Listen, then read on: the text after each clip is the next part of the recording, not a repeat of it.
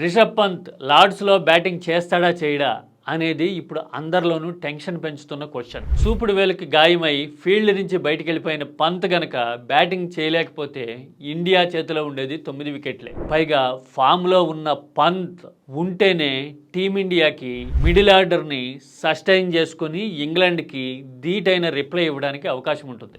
ఈ మధ్యన Australia batter Steven Smith తన వేలి గాయాన్ని షార్పెస్ట్ టైంలోనే సరి చేసుకుని ఫీల్డ్లోకి రావడం చూసాం. పంత్కి అలా సాధ్యమేనా? అలాంటి టెక్నిక్ ఫాలో అవుతాడా?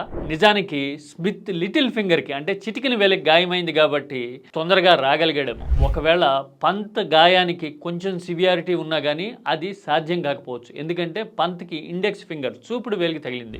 బ్యాట్ గ్రిప్లో ఈ చూపుడు వేలే చాలా ఇంపార్టెంట్ కాబట్టి పంత్ గాయం ఇంటెన్సిటీ తెలిస్తే తప్ప పంత్ బ్యాటింగ్ చేస్తాడా లేదా అనేది చెప్పడం కష్టం. ఒకవేళ గాయం సివియర్గా ఉంటే గనక టీమిండియా ప్రాస్పెక్ట్స్ మీద డైరెక్ట్గా ఇంపాక్ట్ పడుతుందేమో అనే టెన్షన్ ఫ్యాన్స్లోనే కాదు మేనేజ్మెంట్లో కూడా ఉంది.